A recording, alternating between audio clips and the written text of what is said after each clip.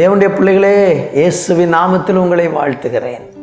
பாடி துதிக்க போகிற ஆண்டவரை இருக்கிற இடத்துல என் கூட சேர்ந்து நீங்களும் உற்சாகமாக பாடி தேவனை ஆராதிப்போம். இணைந்து தேவனை துதிக்கலாம். சர்வ சிருஷ்டிக்கும் எஜமான நீரே, சர்வ சிருஷ்டியை காப்பவர் நீரே, எங்கள் இதயத்தில் உம்மை போற்றுகிறோ, என்றென்றும் பணிந்து தொழுவோ. சர்வ சிருஷ்டிக்கும் எஜமான நீரே, சர்வ சிருஷ்டியை காப்பவர் நீரே, எங்கள் இதயத்தில் உம்மை போற்றுகிறோ, என்றென்றும் பணிந்து தொழுவோ. ஆலேலுயா, ஆலேலுயா, ஆலேலுயா, ஆலேலுயா, ஆலேலுயா, ஆலேலுயா,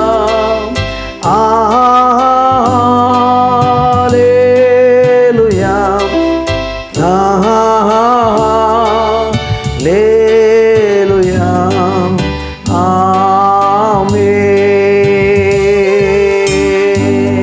வானம் பூமி ஒழிந்து போனாலும் வார்த்தைகள் என்றும் மாறாது, வாழ்க்கை அழிந்து மறைந்து போ, விசுவாசி என்றென்றும் நிலைப்பான். வானம் பூமி ஒழிந்து போனாலும் வார்த்தைகள் என்றும் மாறாது, வாழ்க்கை அழிந்து மறைந்து போ, விசுவாசி என்றென்றும் நிலைப்பான். ஆலேலுயா, ஆலேலுயா, ஆலேலுயா,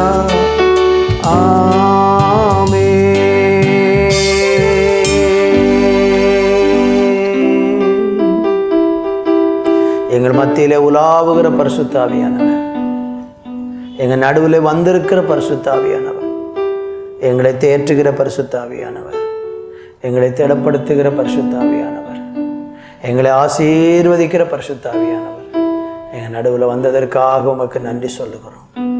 எங்களை உடைய கரங்களில் தாழ்த்துகிறோம். தொடர்ந்து நீர் ஆசீர்வதி. இயேசுவின் நாமத்தில் பிதாவே, ஆமேன், ஆமேன். ஆண்டவராய் இயேசுவின் நாமத்திலே உங்களை வாழ்த்துகிறேன்.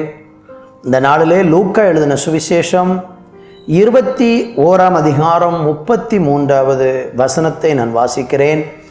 வானமும் பூமியும் ஒழிந்து போம், என் வார்த்தைகளோ ஒழிந்து போவதில்லை. என் அன்பு தேவனுடைய பிள்ளைகளே, இந்த லூக்கா எழுதின சுவிசேஷம் 21ஆம் அதிகாரம் ரொம்ப ரொம்ப முக்கியத்துவம் வாய்ந்த ஒரு அதிகாரம். இயேசு கிறிஸ்துவனுடைய 2ஆம் வருகையை குறித்து, அதனுடைய அடையாளங்களை குறித்து சொல்லப்படக்கூடிய ஒரு அதிகாரமாக இந்த அதிகாரம் இருக்கிறது. கர்த்தருக்கு மகிமை உண்டாகட்டும். மாத்திரமல்ல, லூக்கா எழுதின சுவிசேஷம் 21ஆம் அதிகாரத்திலும் மார்க்கு 13ஆம் அதிகாரத்திலையும் மத்தேயு 24ஆம் அதிகாரத்திலையும் இயேசு கிறிஸ்துவனுடைய 2ஆம் வருகைக்கான அடையாளங்கள் ஏராளமாக கொடுக்கப்பட்டிருக்கிறது. இப்போ நம்ம வாழ்ந்து கொண்டிருக்கிறது ஒரு கடைசி காலம். உலகத்துக்கு ஒரு முடிவு வரப்போகிறது. நம்முடைய பாடுகளுக்கு ஒரு முடிவு வரப்போகிறது. இவ்வளோ நாள் அனுபவித்த கண்ணீர், வேதனை, நம்முடைய நம்பிக்கையின் ஆதாரமாகிய நித்திய வாழ்வுக்கான நாள் நெருங்கி வந்து கொண்டிருக்கிறது. மத்திய வானத்திலே ஆண்டவராய் இயேசு கிறிஸ்து தம்முடைய தூதர்களோடு கூட மகிமையாக இந்த உலகத்தில் வெளிப்பட போகிறார். கர்த்தருக்கு மகிமை உண்டாகட்டும். இந்த வார்த்தையில் சொல்லப்பட்டிருக்கிற, இந்த வேத புஸ்தகத்தில் சொல்லப்பட்டிருக்கிற ஒரு வார்த்தை கூட வீணானதல்ல, ஒளிந்து போகிறதல்ல. பாருங்க, வானம் எத்தனை வருஷமா, பூமி எத்தனை வருஷமா, சூரியன் சந்திரன் நட்சத்திரங்கள் தேவனுடைய படைப்புகள் எல்லாம் எத்தனை வருஷமா இந்த உலகத்தில் இருந்து கொண்டே இருக்கிறது. கர்த்தருக்கு ஸ்தோத்திரம். ஆனால் இந்த உலகம், இந்த பூமி, சூரியன் நட்சத்திரம் எல்லாம் ஒரு நாளும் அழிஞ்சு போயிடும். மேலே நீங்கள் 25வது வசனத்தில் படிச்சிங்கன்னா சொல்லப்பட்டிருக்கு, சூரியனும் சந்திரனும் நட்சத்திரங்களும் அடையாளங்கள் தோன்றும். பூமியில் நட்சத்திரங்களிலெல்லாம் அடையாளங்கள் தோன்ற போகுது. இன்னும் நீங்கள் படித்து பார்த்தீங்கன்னா இந்த சூரியனும் நட்சத்திரங்கள் எல்லாமே ஒரு நாள் இருண்டு போக போகுது, அழிந்து போக போகுது. ஆனால் அழியாமல் இந்த உலகத்தில் நிலைத்திருக்கிறது ஒன்று தேவன், ரெண்டாவது தேவனுடைய வார்த்தை. அப்போ அந்த தேவனையும் தேவனுடைய வார்த்தையும் தான் நம்ம சார்ந்து வாழ்ந்து கொண்டிருக்கிறதுனால நமக்கும் அழியாத ஒரு வாழ்வு உண்டு. நம்முடைய நம்பிக்கை, நம்முடைய விசுவாசம் எல்லாவற்றையும் எதன் மேலே வச்சுருக்கணும்னா தேவன் மேலேயும் தேவனுடைய வார்த்தையின் மேலேயும். அதை தாண்டி நீங்கள் எதை நம்பினாலும் ஏமாந்துருவீங்க. மனுஷனை நம்பினா ஏமாந்துருவீங்க, பணத்தை நம்பினா ஏமாந்துருவீங்க. இன்னும் உலகத்தில் நீங்கள் எதை சார்ந்து நம்பி போனாலும் உங்களுக்கு ஏமாற்றம் தான் மிச்சம். ஆனால் வார்த்தையை நம்பினவங்களையும் ஆண்டவரை நம்பினவங்களும் ஒரு நாளும் ஏமாண்டே போக மாட்டாங்க. ஏன்னா வார்த்தை நிலையாக இருக்கிறது, ஆண்டவரும் நிலையாக இருக்கிறார். அவர் என்றென்றைக்கும் உள்ள அனாதியாய் என்றென்றைக்கும் நானே தேவன்னு சொல்கிறார். அப்போ அந்த தெய்வத்தை நம்பி இருக்கிற பிள்ளைகள் ஒரு நாள் வெட்கப்பட மாட்டாங்க. அவர் சொன்ன வார்த்தையை நம்புகிற பிள்ளைகளும் வெட்கப்பட மாட்டாங்க.